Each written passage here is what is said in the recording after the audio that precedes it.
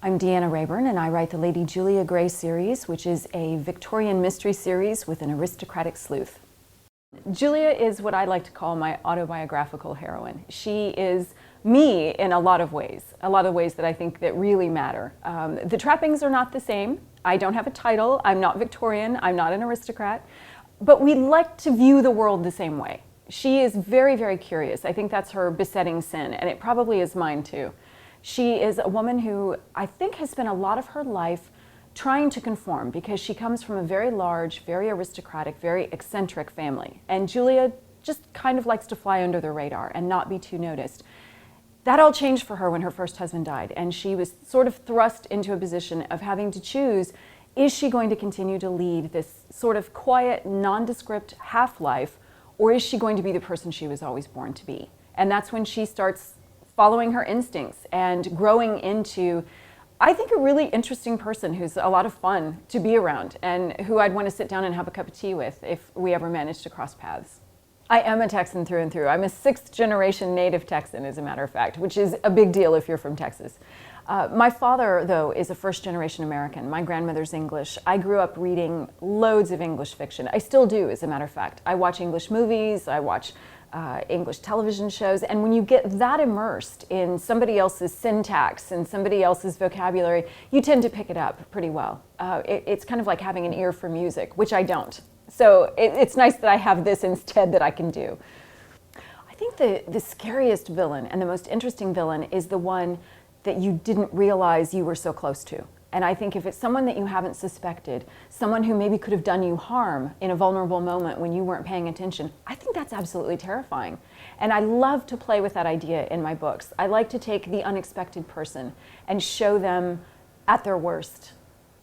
I think we have this stereotype that Victorians were all very staid and very buttoned up and very specific and very repressed. And the truth is, that was just a small segment of the population.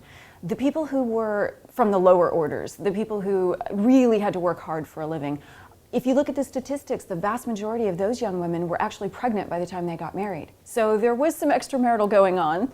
And if you look at the very highest echelons of society, the Queen herself was a model of rectitude, but pretty much the rest of the aristocracy was, mate swapping. They led these really very glamorous, very licentious lives. And so it was just this one segment of the middle class that's given us the picture of what Victorian life was like.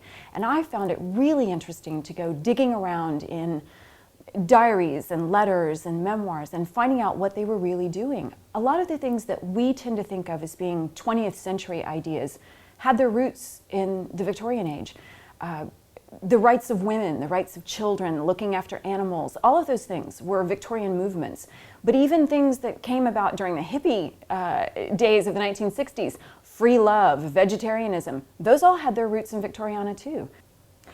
I think the setting is one of the most dramatic and beautiful places you could possibly choose for a book. It is a really remote area. It's a little thumb of land that used to be the independent kingdom of Sikkim. It's now part of India, and it kind of sticks up, nestled in between Bhutan and Nepal and Tibet. Darjeeling, the province of Darjeeling is on one side, and hanging in the background are the Himalayas, these incredible peaks. And it's the perfect place for growing tea, which I needed a tea plantation.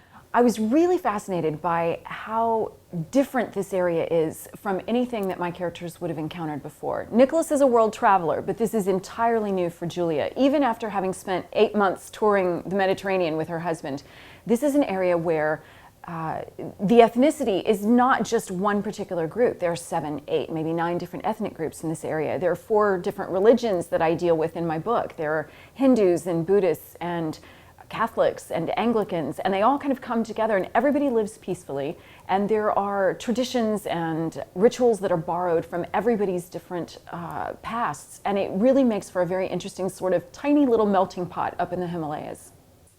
I think the biggest challenge in writing a long series, well, to me it's long at 4 books already, but I think the greatest challenge is the fact that you want to keep everything exciting for the readers. You want them just as excited to pick up the 4th or the 5th or the 7th book in the series as they were to pick up the first one. The joy of it is the fact that right now I'm working on book 5, which means I've spent about 3,000 pages with these characters so far. And I've gotten to be with them through the greatest moments of their lives and the worst moments of their lives, and I've got to really have a chance to flesh out their characters and get to know them really, really well. And it's a luxury you just don't have when you're writing a standalone. I could keep going with these guys for a long time. They're great characters, they're so much fun to write. And I am one of those people who feels tremendously fortunate to be published. I love what I do. I went 14 years from the time I wrote my first book until I got a publishing contract. So at this point, you're gonna have to work to get rid of me. You know, the first book came because my agent told me to stop writing, which was heartbreaking for a minute. We had gone maybe 7 or 8 years without a book deal and loads of rejection letters. And I was getting disheartened, and she knew that. And she is the best agent you could possibly imagine. And she sat me down and said, I think you need to stop writing for a year. I just want you to read. And then you will have your voice then. You will have created it at that point, and you will know what you need to do. And so we hung up the phone, and I didn't talk to her for 3 years. I sat down, and for a year, I did exactly what she told me to do, and I just read. I read only books that I loved for a solid year. And at the end of the year, I looked at the books that I'd read, and I realized they had things in common. They all had a British sensibility. They were all historical. They all had a little bit of romance. They all had a little bit of mystery. And I realized I had a blueprint for the book I needed to write, because the very best book for you to write is the one you want to read. So I took that blueprint and I wrote Silent in the Grave. And it took me 2 years, and I called my agent and said, remember me? I've got a book for you. And she read it in about 2 days and said, this is the one. This one is it. I have no doubt. And she was absolutely right. So I pretty much owe my career to her.